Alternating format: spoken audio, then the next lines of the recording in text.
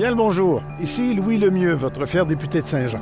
La chaîne YouTube que vous regardez en ce moment, Studio Saint-Jean, c'est la chaîne YouTube de votre député au service de la communauté, pour nous permettre de mieux nous connaître, pour nous permettre de mieux travailler ensemble, pour savoir qui fait quoi, pourquoi, comment et avec qui a besoin de quoi. Bref, Studio Saint-Jean, c'est pour communiquer plus et communiquer mieux, comme ceci.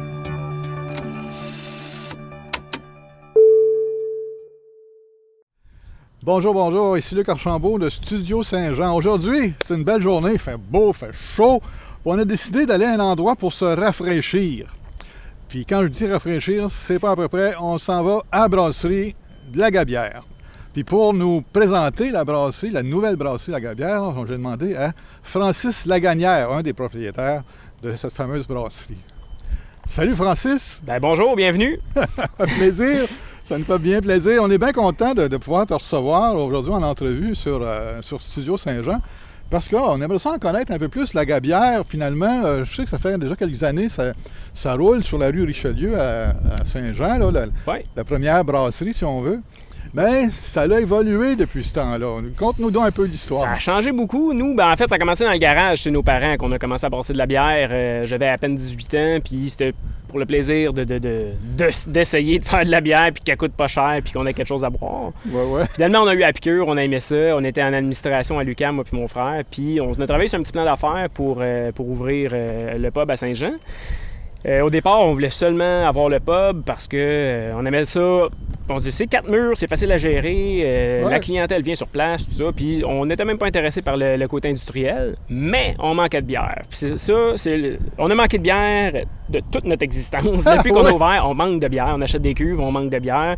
Donc, après une couple d'années, on a été obligé d'ouvrir la première brasserie industrielle dans le secteur industriel à Iberville, dans un local loué.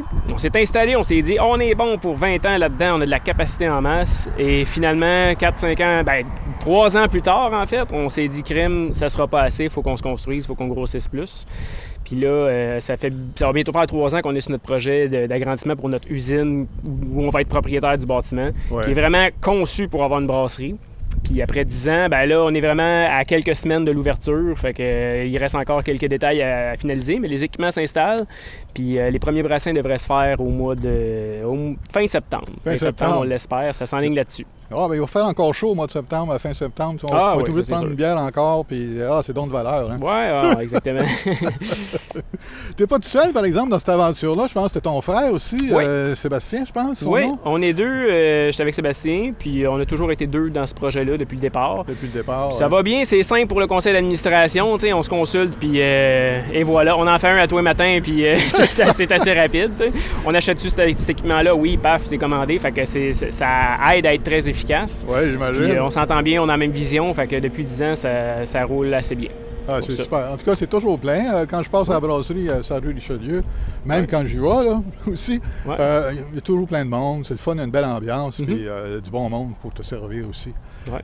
Mais tout ça fait en sorte que c'est un beau succès, un vraiment beau succès. Puis là, tu construis ce beau bâtiment-là, cette belle brasserie-là, pour répondre à des besoins plus grands en quelque part. Oui, des besoins demandes plus grandes aussi. Là. Des demandes plus grandes au Québec. On a de la misère à fournir, dans le fond. En ce moment, on se concentre sur nos 4 produits réguliers, puis on fait une innovation de temps en temps, mais il y a beaucoup de demandes pour ça, puis on ne peut pas en faire plus parce qu'on manque de stock. Donc, on fait ce qu'on peut, on essaie de fournir nos clients du mieux qu'on peut pour pas qu'il y ait de rupture de stock, mais on a plein de projets derrière la tête de nouvelles bières, des succès qu'on a fait dans le passé qui marchaient au bout, mais on a hâte de pouvoir les tenir régulièrement. Fait que plutôt que 4 produits en ce moment, 4-5 produits en distribution, on va en avoir jusqu'à 15-20 avec la nouvelle brasserie. Ça, c'est une chose pour le Québec. Il y a aussi plein d'autres points de vente qu'on n'a pas ouverts au Québec qu'on va aller chercher. Il y a beaucoup le secteur des bars qu'on n'exploite pas encore, qu'on va vouloir aller chercher. Puis un gros morceau, c'est l'international. On a des ententes de signer avec un importateur aux États-Unis pour les 50 États. Fait que juste ça, c'est immense comme potentiel. Puis depuis qu'on a signé cette entente-là, on dirait que ça crée une petite renommée. Puis là, ben, on a des importateurs en Europe. On est en train de signer quelque chose pour Dubaï, pour la Chine, puis pour le Japon. Fait que là, ça va vraiment... tu sais, le potentiel, c'est sûr que c'est pas comme distribuer soi-même au Québec, d'avoir le contrôle sur tout, c'est de trouver un acheteur, puis tout ça. Ouais. Mais reste que la population mondiale versus la population du Québec, c'est un gros marché qui, pour notre brasserie, qui est quand même assez grande. Le marché est aussi très grand, fait que on espère pas être en rupture de stock dans 5 ans, mais d'une autre manière, si on est en rupture de stock, ben c'est une bonne chose, fait que c'est ouvrir un autre. C'est un beau problème, comme ils disent. On veut pas manquer de bière, puis on dirait qu'on en manque tout le temps, fait qu'on va voir qu'est-ce qui va se passer d'ici les 5 prochaines années, mais techniquement, on devrait être bon pour un bon bout avec ça. Là. On va faire un petit bout avec ça. Là. Mais tu sais, la bière existe depuis le temps des Égyptiens, puis encore plus loin, tu sais, fait que... Il y a toujours manqué de bière. Là. Fait que ça prend des gars comme toi et ton frère pour nous aider à pas en manquer. Puis quand ça va bien, le monde boit de la bière. Puis quand ça va mal, le monde boit de la bière. Fait que le COVID nous a prouvé ça. En temps de pandémie, le monde avait soif beaucoup. Fait que ça continue. Puis là, ça achève. On sait pas si ça achève, là, mais bref, on a un petit peu de lousse. Puis ça aussi, ça donne un petit coup parce que là, le monde a quelque chose à célébrer. Fait que, il y a tout le temps une bonne raison de prendre une bière. Fait que ça devrait continuer. C'est vrai qu'on a tout le temps une bonne raison de prendre une bière. Ouais. Il fait beau, on prend une bière, il fait chaud, on prend une bière. Moi, il y a un employé qui me dit à un moment donné, moi, je bois juste dans 2 occasions. Quand je suis pas de bonne humeur, puis quand je suis de bonne humeur. C'est bon, rien que 2 occasions. C'est bon. Ouais. Mais toi, cette nouvelle usine-là, elle a une plus grande capacité que qu'est-ce que tu as déjà actuellement. Oui. En ce moment, à rouler vraiment à côté le plus qu'on peut, en pressant le citron là, de notre usine avec l'overtime puis tous les employés qu'on a puis la superficie qu'on a, on arrive à faire un petit peu plus que 10 000 hectolitres par année, fait qu'à peu près 1 million de litres. 1 million de litres. Ici, la capacité maximale, ça va être 100 000 hectolitres, fait que c'est 10 fois plus que ce qu'on a actuellement. Au départ, il va manquer une coupe de réservoir pour atteindre cette capacité-là. On peut facilement faire un 30 000 en partant. Puis ajouter des fermenteurs, c'est quand même assez facile par après. Là, tout le setup, tout est pensé en conséquence d'un jour pouvoir faire 100 000 hectos. Fait que ça va être facile de s'adapter à la demande si c'est nécessaire. Si on en manque, on a une opportunité aux États-Unis de faire brasser à contrat avec notre importateur. Ce qui se vend en Californie, faisons les brasser en Californie, puis quelque chose comme ça. Fait que ça peut aller nous chercher un marché au-delà de notre capacité de production, mais bref, une étape à la fois, mais ça veut pas dire qu'on s'arrête à 100 000 hectolitres. Non. Ça veut pas dire qu'on l'atteint non plus. Là. On espère, en fait, être bon pour un petit bout aussi. On va demander au monde qui boivent, c'est tout. Là, on veut que tu atteignes tes objectifs. Exact. L'objectif, c'est pas le 100 000 hectos, mais on s'est dit, donnons-nous du lousse parce qu'on n'en a jamais eu dans notre histoire. C'est ça. Donc, on n'a jamais eu plus que 2-3 mois. 2-3 mois, puis les brasseurs, on a la maladie de la cuve vide. Quand on a un fermenteur qui est vide, il faut qu'on le remplisse, trouve une recette, quelque chose, appelle quelqu'un. On ne laissera pas ça vide, c'est plate. Fait que, on y trouve un projet. Fait que, voilà. C'est super. Hey, tu m'as conté une anecdote tantôt, un gars en Californie. Un Québécois, recommence ça là, si t'as trop notre réseau de distribution aux États-Unis, en fait, c'est un client en main avec Brew Pipeline, notre importateur. Et eux, ils ont une super belle chaîne de froid. Ils viennent ramasser notre bière à la brasserie. Ils nous disent quand est-ce que tu l'emballes. On l'emballe mardi. Parfait. Nous autres, mercredi, on vient la chercher. On remplit le camion. C'est un camion réfrigéré. Ça va dans un entrepôt réfrigéré, dans un point de vente au froid. Puis à s'y retrouver en Californie, il y a un Québécois sur un groupe Facebook qui a bu notre bière, la Tamailleur. Il dit « Crème, je suis en Californie, je trouve une Tamailleur froide. » Puis elle a 10 jours. Là. Une Tamailleur froide de 10 jours, c'est dur à trouver au Québec, ces tablettes. Pour avoir ça, il faut venir à brasser pratiquement. C'est vraiment quelque chose d'assez exceptionnel aux États-Unis. Là, le réseau de distribution est vraiment bien fait. Très efficace. Ça promet. Ah, c'est bon, ça, c'est bon. Ouais. Écoute, moi, je suis curieux parce que je regarde depuis tantôt la façade de ta nouvelle brasserie. Je vois des cuves, des citernes, des tuyaux, des cheminées. Il va falloir aller voir ça, là. Oui, absolument. On va vous faire le tour, là. C'est des beaux équipements. On va aller voir ça. Des beaux jouets. Excellent.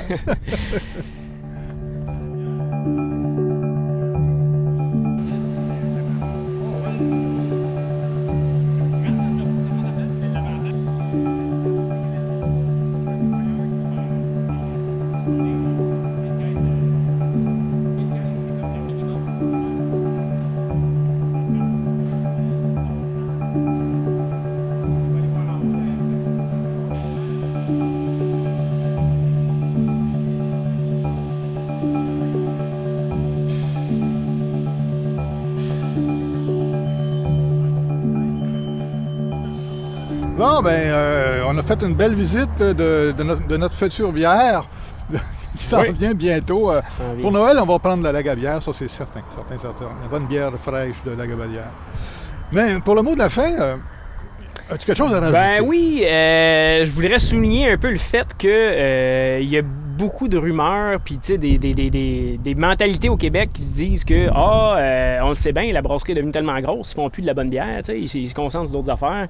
Mais c'est tellement l'inverse qui va se passer parce que tous les équipements qu'on a ici, le niveau de contrôle qu'on va avoir, le laboratoire qu'on va avoir pour les suivre, l'entrepôt réfrigéré, c'est tellement des améliorations que tous les produits vont connaître. À part quand la bière sortait de l'encanetteuse à notre usine, c'était pas possible de goûter une Tameilleur qui avait jamais vu la température de la pièce.